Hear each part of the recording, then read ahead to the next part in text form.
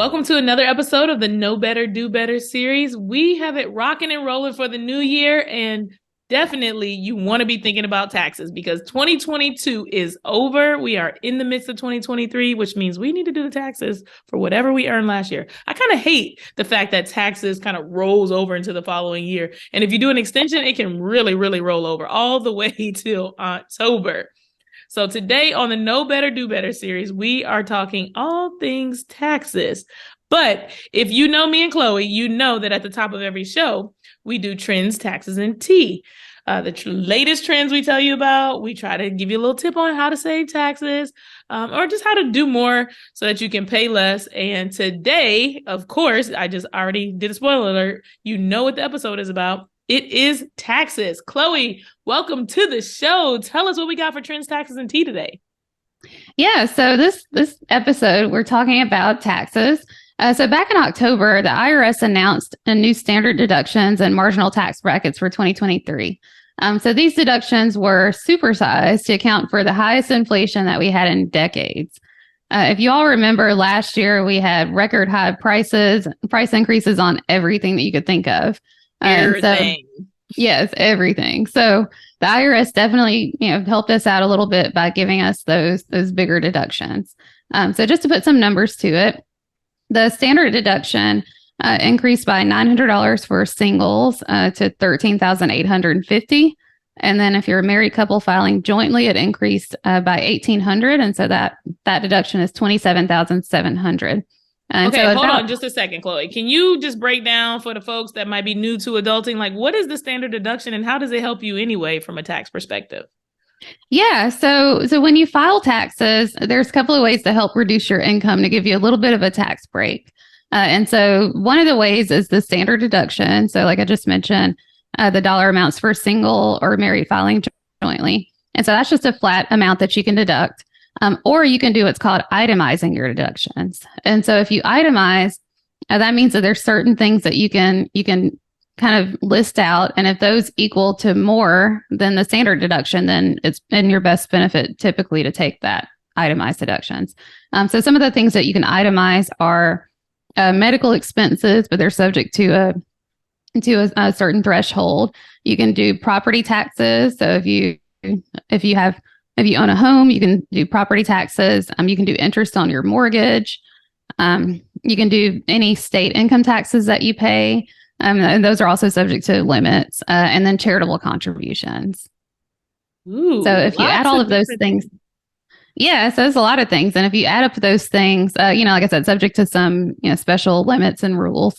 If that amount equals more than the $13,850 if you're single or $27,700 if you're married, then it's probably best to go ahead and itemize.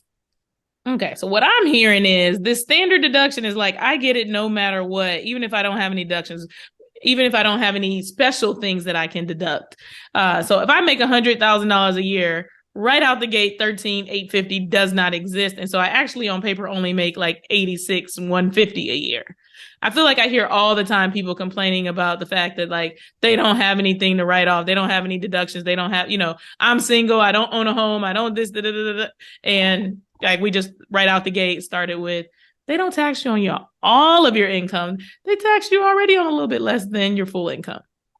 Correct. And actually about 90% of taxpayers claim the standard deduction. And that's down from about 70% that claimed it before the tax law was changed in 2017. So back then, if you remember, the standard deduction was actually doubled to these numbers that we see today. Interesting. Okay, that was a good little bit of trends, taxes, and tea, tax related. That's a perfect way to lead into what we're going to be talking about today. So as I mentioned, so many people are tax sensitive, if you will. And they're like, I do not want to pay Uncle Sam a penny extra than I absolutely have to. And I mean, rightfully so. This is our money that we're working for. We want to keep as much of it in our pocket as possible. So let's talk about some ways for people to be able to save money on taxes. I mean, there's got to be some easy things, some low hanging fruit. What do you think, Chloe? Yeah, the biggest thing, I feel like a lot of clients come to us and they want to do all these complicated things to save on taxes, but a lot of people overlook the basics. And so if you're an employee, if you work for a company, there are a lot of easy ways to save tens of thousands or to reduce your taxable income by tens of thousands of dollars. And so the very first one that's the easiest is your 401k. So if you contribute to a traditional 401k, the limit for 2023 is $22,500. Then you can reduce your taxable income by $22,500 if you're maxing out. Okay, so you're telling me that if I put money into this thing, this 401k that everybody's always talking about, I can put up to $22,500 in it? Because I feel like a lot of people just do like, oh, well, my employer matches 3%. So I'm going to put 3% in. That means like if I make 100,000, if I put 3% in, I put 3,000 in. My employer also puts 3,000 in. But if I make 100,000, I should probably be able to save a little bit more than 3,000. You're saying I can put as much as 22,000 into this account. Correct. And just, to give you some quick math, I mean, that's some serious tax savings. So if you put the full amount in there, let's say, even if you're at 25%, which is not an actual tax bracket, but just at a 25% tax rate, I mean, that's $5,600 that you're saving in taxes just by maxing out your 401k.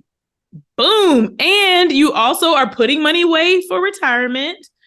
Because that's important, and that money is invested. A lot of people don't realize that the 401k is not like a bank account. You actually choose an investment, and your investments are going to grow. So you don't need to be an investment guru. You don't need to have a Robinhood account or some other little, side thing going on and trying to figure out how to buy a class and learn how to invest. Your 401k is already available for you. You click a few buttons via your employer, and you can put money directly from your paycheck into that account and save yourself money on taxes. Like, great and easy way to be able to save money on taxes. Exactly.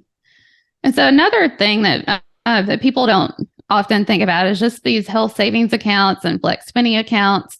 You probably heard about them if you have a company that gives you different options for medical insurance. Maybe you have an HSA option, which goes with a high deductible plan, or you just have a regular, PPO or HMO plan, and it comes with a flex spending account. So we'll talk briefly about the differences. So one of the things I want to bring up about the HSA is the idea, like Chloe mentioned, that there's a high deductible health plan you need to be on in order to qualify for it. And so, the high deductible plan means you're going to have to pay more out of pocket. Whereas if you get on like a PPO plan, it's going to be a little bit more expensive, but it's going to cover a lot more. So you definitely want to consider what your health situation is like and what kind of plans you have coming up in the future. I know one big thing for people that I talk to my clients about is if they're getting ready to have children. That you're going to be going to the doctor on a regular basis. That you're going to have a lot of expenses. So it might be the year you want to skip contributing to an HSA plan.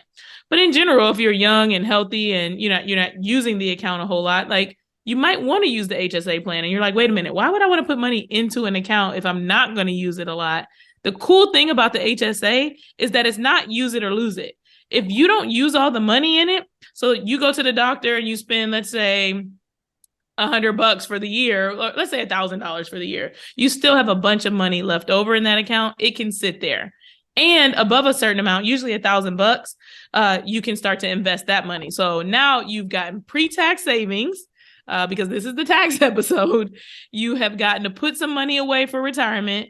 If you had to use your money for healthcare expenses, then you were able to do that on a pre-tax basis as well. The HSA is a great plan. Yeah, HSAs definitely have a triple tax benefit. So you get a tax deduction, or you reduce your taxable income by contributing to it. It grows tax deferred. And as long as you take it out for healthcare expenses, at any point in time, then that money is tax-free when you take it out. So it's even better than a Roth. It's a great. And the Roth is all the rage. But I know one of the other things that people are always thinking about is like, well, I don't have an HSA, I have an FSA, or they think the two are the same. So there's HSA and then there's FSA, and they are not the same. Chloe, break it down. What is the difference? Yeah, so with an FSA, which is a flex spending account, basically those, like we were saying earlier, go with regular plans that aren't high deductible plans. And so that money can also be used for qualified medical expenses, but it's subject to what's called a use it or lose it rule. And so if you put money in there, you need to kind of know ahead of time, how much money you think you're going to spend on medical expenses for the year. And so any money that you don't spend, subject to a small carryover amount, you lose that money and that goes to the company. So with your HSA, you get to keep your money. It rolls over from year to year. With the FSA, you lose it or use it or lose it.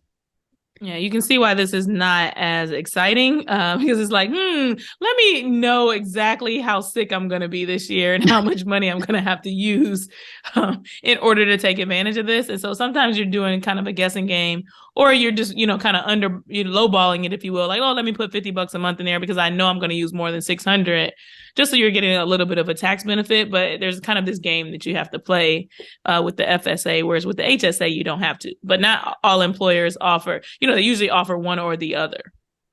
Yeah. And so what I'll do actually, I wrote a couple of articles about open enrollment and just employee benefits. So I'll put that in the show notes. And I explain in a little bit more detail how to kind of figure out what's the best plan for you. Chloe is a great writer. I appreciate her for giving you all the education. I did not write an article about it. There are no blogs on my website about that. I'm just going to send all my clients Chloe's stuff. So everybody's got what they need. But yeah, so in addition, so basically let's talk about the limits for the HSA and the FSA. So for the HSA, the limits are a little bit higher. So in 2023, if you're an individual and have an individual health insurance plan, you can contribute $38.50.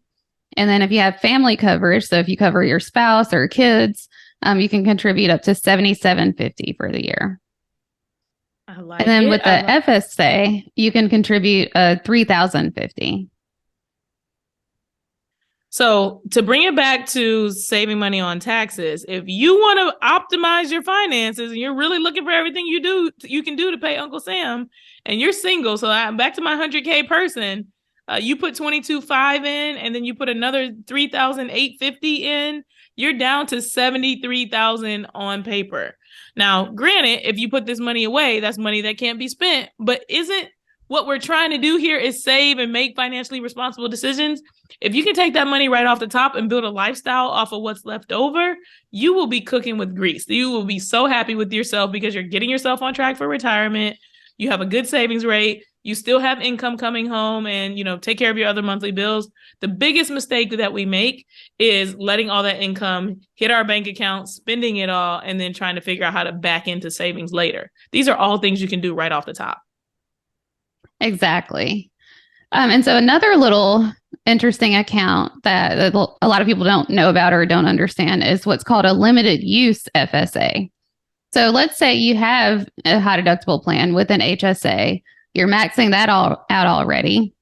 And so in addition to that, you can contribute on top of that to what's called a limited use FSA. So typically you can only do the HSA or the FSA, but with this limited use account, you can put money into this account if you have an HSA plan. And it's only for dental and vision expenses. So again, you kind of have to think ahead. Like, am I going to have any dental or vision expenses? Do I want to get, LASIK, or do I need to buy, new glasses or have any dental work done? But if you put that money in there, then that's just additional tax savings. Aha. So you can use the FSA if it's a limited use FSA, because there's also some other rules, like if your spouse has insurance and you also have insurance. Can you kind of break down like what happens there if can't use all these accounts if everything's available to everybody? Yeah, so that's a really good point. I've seen some couples to where they both have HSA plans at their respective employers, and if you do have that, you can't double dip with the $77.50 family contribution limit.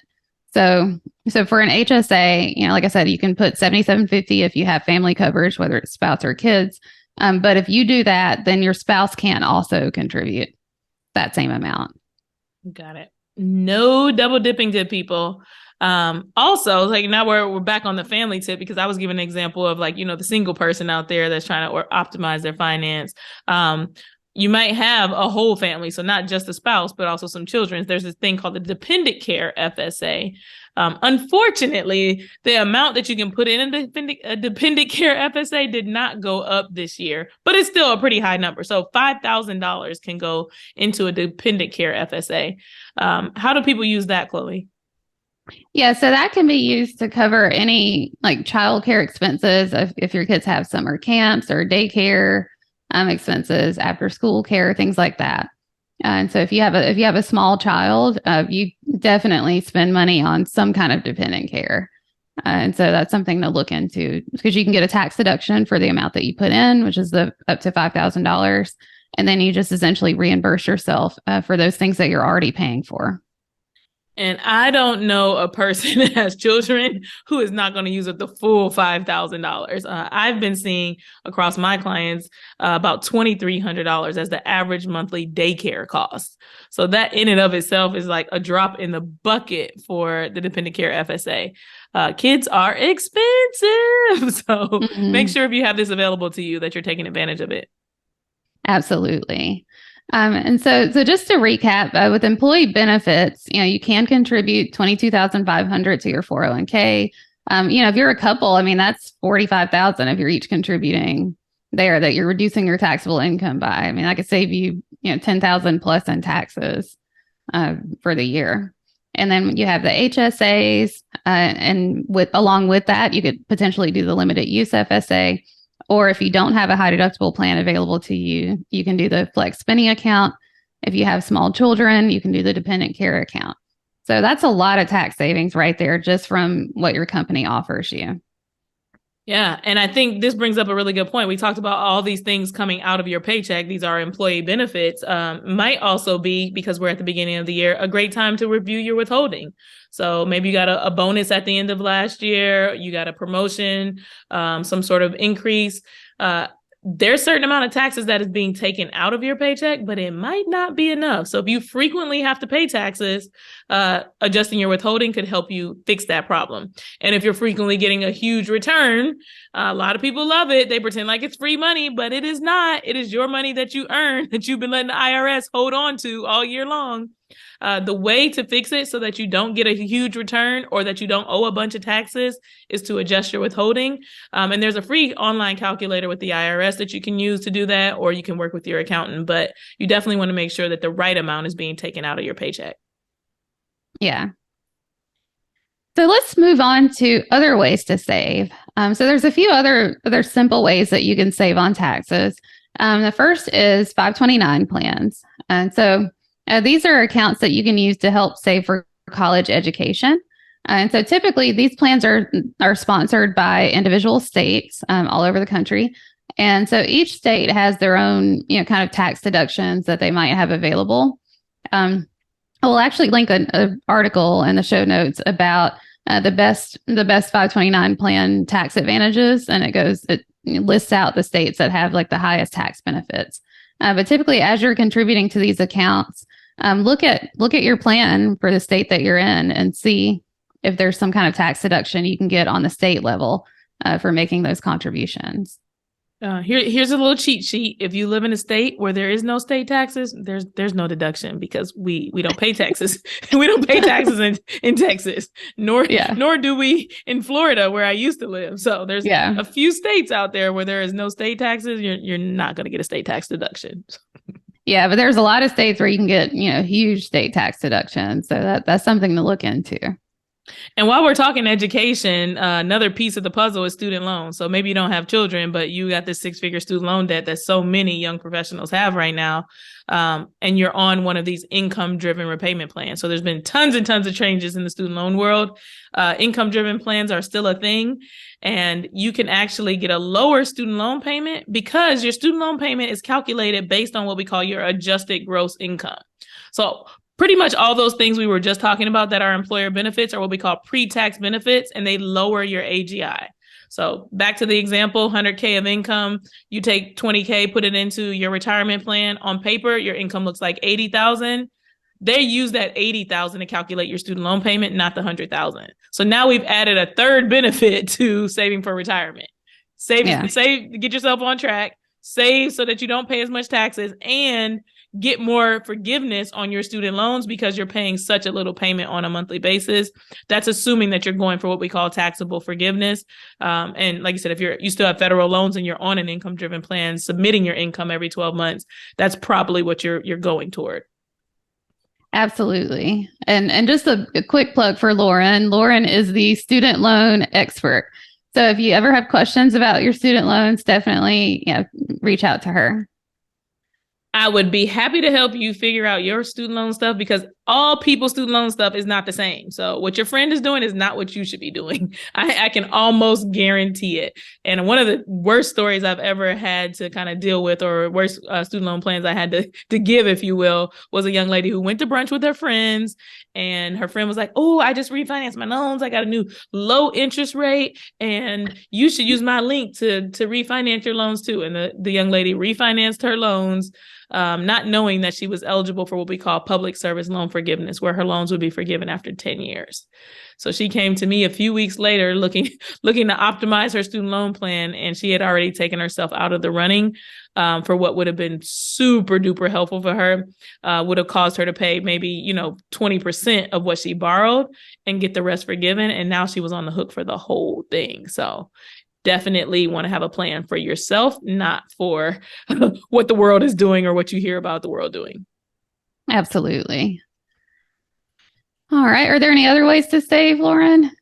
I would just say one other thing. If you're looking to really optimize your finances, and your kind of next level is like, you checked all these other boxes of stuff where you're like, oh yeah, Lauren, that's easy peasy. One thing you might not be doing is tax loss harvesting. So tax loss harvesting is something that happens within your investment accounts. So right now the investment markets are a little bit in the dumps, in comparison to how they were early last year. Everybody's like, woohoo, I'm rich. Oh, all my investments are making so much money. And then it was like, woo, at the end of the year, we're down 20%. Oh gosh, what do we do? And so tax loss harvesting is looking for losses within your investment account, so that you can be able to harvest them. So you basically sell something that is at a loss, and then you're able to take a capital loss for that. And the benefit to doing so is that capital losses also offset capital gains. So there's, capital gains tax people talk about a lot. But also if you just have losses, then you can carry that over from one year to the next. So let's say you sell something and, $6,000 of losses. Well, you can write off $3,000 of those losses. The next year you can get that other 3,000. So you kind of saved up that 3,000 to be able to further help you out from a tax perspective. This is something that gets a little bit complicated because also when you're harvesting those losses, it's like you sell something, but you want to buy something that's similar to it in the meantime. And you want to be careful with that. This is where financial planners earn their weight, or show their value easily, because we have to get in the nitty gritty of this. We have to do this on a regular basis. And, when you're doing it yourself, you're kind of setting up an easy account. You probably have no idea how to execute tax loss harvesting, but it is yet another way to save from a tax perspective. And it's, like you said, another reason to look into getting a certified financial planner to work with. Absolutely. And then another thing too, this is, since we're talking about tax loss harvesting, you can actually harvest gains as well. Mm-hmm. And so if you're in the lowest two tax brackets, which are the 10 and 12% tax brackets, any capital gains or long-term capital gains are taxed at zero. So, if you are super low income, there are ways to take advantage of selling things that have gains and not paying any taxes on those gains. Yeah, that is an excellent point. So who would that be relevant for? That's somebody who maybe just got out of school, maybe went back for a master's degree and hasn't been in school full time. So they didn't start back working until September or October. So income overall this year is going to be really low. But they've had some investment accounts because, they used to have a full-time job, or somebody who's taking a sabbatical. That's really popular now. Mm-hmm. They're taking a period of time off and their income has gone down. Someone who had taken the year off because they had maternity leave. So, you ran out of maternity leave and then you decided to stay home for a bit. Now you're going back to work. There's all sorts of different scenarios where your income might be low enough that you want to harvest some gains. Absolutely. All right. So hopefully those are some good tips on easy ways that we can save in taxes. So we did want to talk about two things that Lauren and I get quite often from clients. So we often hear about clients who want to either buy a house or start a business to save on taxes. If you've been listening to Chloe and I for a bit, you know that we get on our soapbox from time to time. And this is us getting on our soapbox, but it's only because we want what's best for you all. We want to tell you the truth because so much of the world is not telling you the truth. TikTok is lying to you people. So, okay. All right, Chloe, tell them what you wanted to say. Okay, so we'll start with the house, buying a house. So typically, when you buy a house, the biggest potential tax benefit there is the mortgage interest deduction, and also you can deduct your property taxes that you pay. So you have to consider though the total cost of home ownership. And if you go back a few episodes, we got into the numbers about home ownership and how much that costs, how to compare that to your current rent. And so if you're going to end up paying more in total to buy a house and to maintain that house, then any potential tax benefit might not really be a benefit. You might just be spending more to save.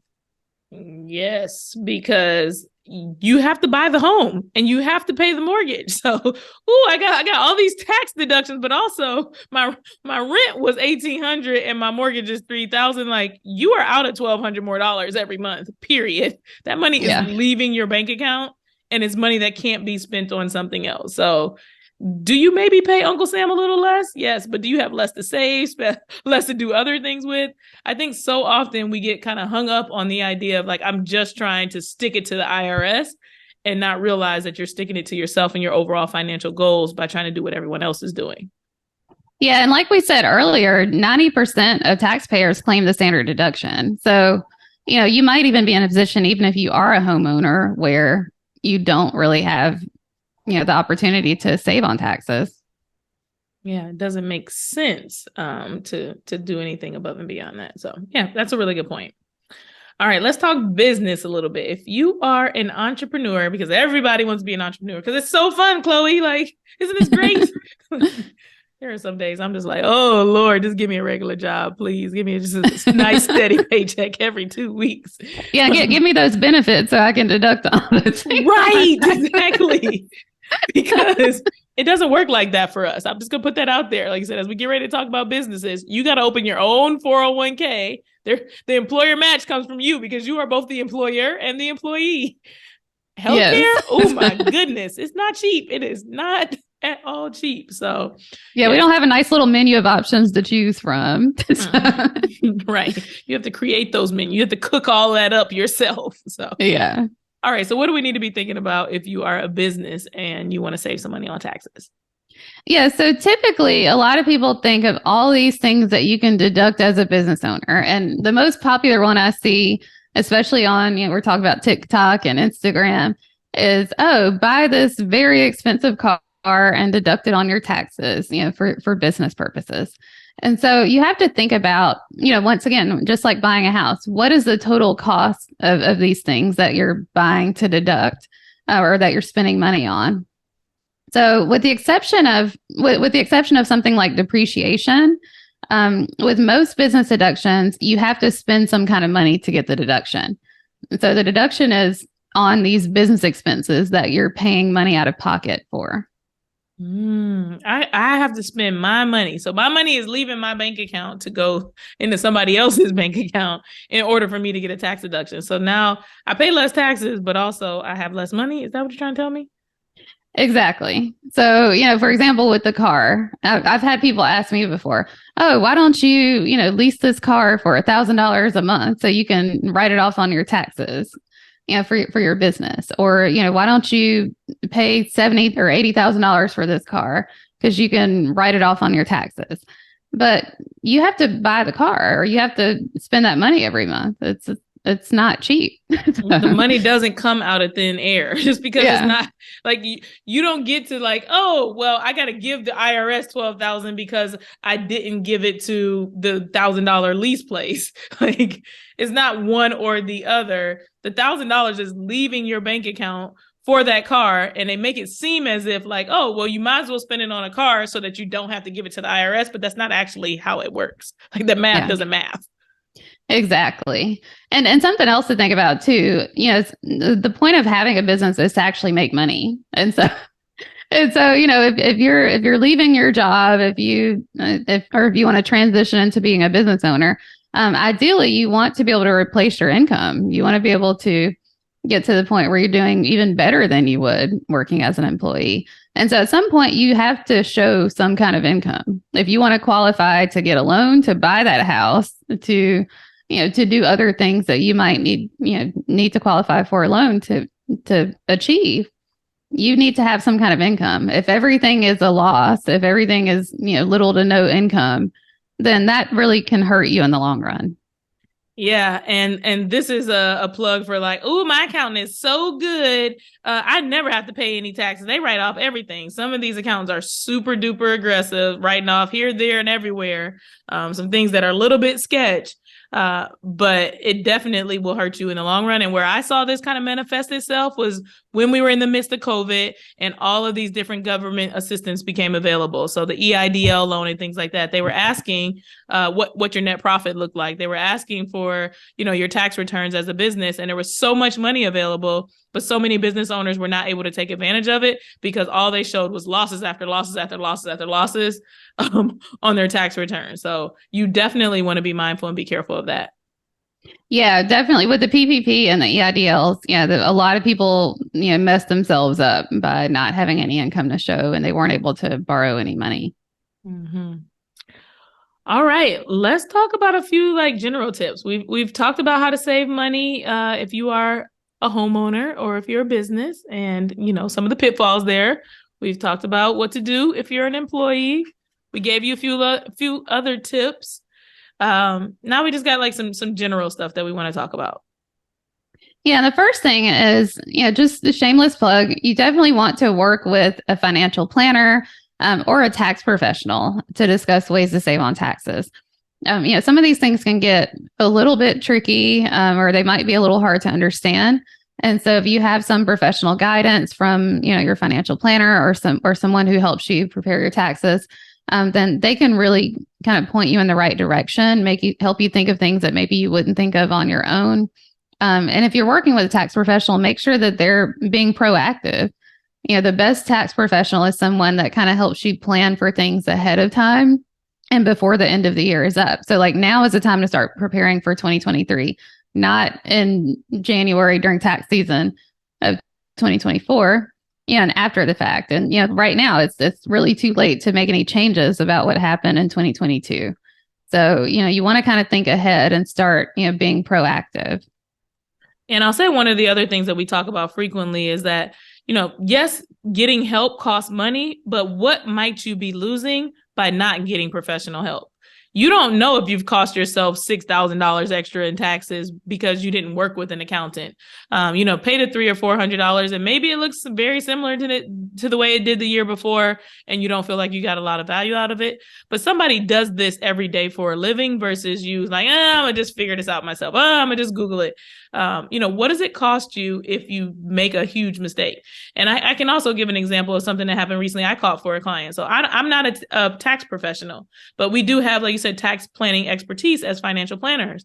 And the accountant we were doing backdoor Roth IRA contributions for clients. Those need a form called like 8606 to be filed and like keep everything going.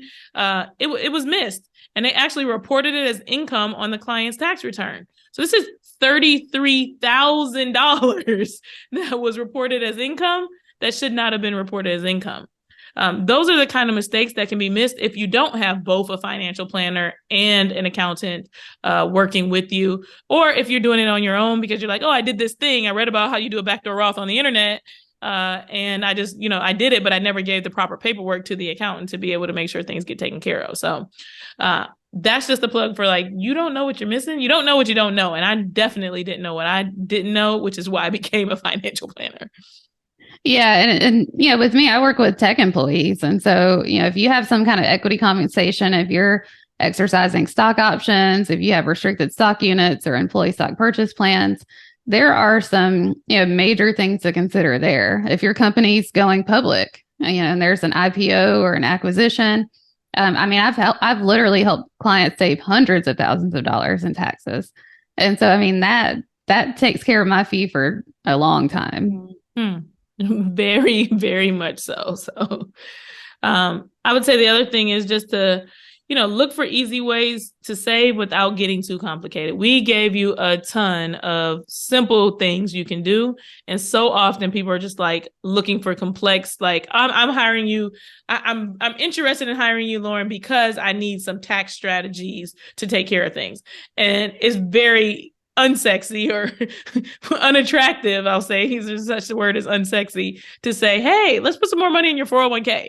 They're just like, this is boring. But it's like, hey, you're also saving, you're also investing. We've already gone over the benefits. They're very easy things that you can be doing on your own without being all fancy and going out and buying an investment property and, doing some sort of, I don't know, Lord only knows what TikTok has told you to do recently. So. Exactly. All right, let's wrap it up with today's money quote. What is it, Chloe? All right. So this one is, and I love this quote. A person doesn't know how much he has to be thankful for until he has to pay taxes on it. And it's anonymous. Amen. Hallelujah to anonymous, because when I tell you that people are just like, I got to pay $100,000 tax bill. If you have $100,000 tax bill, you made a bunch of money this year. Most people don't make $100,000. Like 90% of America does not making $100,000. And you have $100,000 tax liability. That's a good problem to have. That is absolutely something to be thankful for. We do have such negative energy around paying taxes, and it's not fun. But taxes are an important piece of the puzzle to be able to help, maybe a family member, that's on Social Security or disability. There are things that people are taking advantage of. And I think that you get to see people take advantage of that our tax dollars go to. I know we're not able to account for all of them, and we're not getting into all the politics here, but absolutely you shouldn't be sad or ashamed to be able to write that check to the IRS, because that means a lot more of what you earned is actually at home in your pocket. Absolutely. And, like Lauren said, it's just a way to really be grateful and think about if you have a big tax bill, be grateful for what you have. I know the first time that I paid a tax bill that was more than what I made, starting in my career, like that was very humbling for me to know, that I make enough now to where I pay a salary in taxes. That's something that a lot of people, just aren't in that position. Mm-hmm. Amen. Hallelujah. And like you said, I can't lie. It definitely hurt. I remember spending the whole weekend in the bed because I was just like, I have to do what? Why I have to give so much of my money? This is mine. Why I have to? Woo! This is just not right. It's not fun to write big checks that are going out for something you don't want to spend money on. If it's something you absolutely, if I'm writing a big check to go on a vacation, like I'm all too happy. But you should also be grateful because, like you said, to whom much is given, much is required. Yeah. And I always tell clients, if you're paying taxes, that means you're making money. Yes, yes, yes. All right. We hope you found this episode worth listening to. Like I said, we'll have those resources in the show notes. What do we have coming up for some of the next episodes, Chloe? I think let's give people a little preview of what we got going on in 2023. Yeah. So I know we talked a little bit about starting a business. And so we want to get into some of the details for what that looks like. If you really want to quit your job, if your goal in 2023 is to transition into being an entrepreneur, we want to talk to you about the numbers behind that. How much do you need to make sure that you have saved up before you just quit? How much do you need to, have in startup expenses? How much runway do you need to give yourself? But give you a realistic look, because we've seen, people just take way too much time. Okay. But yeah, we've seen people just make these rash decisions and quit without having a plan.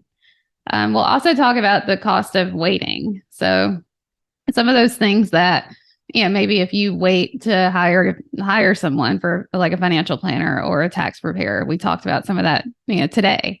But we're going to break down some of those things that if you continue to wait, how much is that really going to cost you in the long run? We'll talk about money mindset. And then just some of the things that we see as financial planners as red flags. I know, we always talk about dating red flags, but there are financial planner red flags. So we'll get into that as well. Yes, we got some good stuff in store for you. So make sure you stay tuned. This is one of many episodes in the new Know Better, Do Better series coming to you in 2023. Thanks so much for joining today. And Chloe and I will see you in 2 weeks. Bye.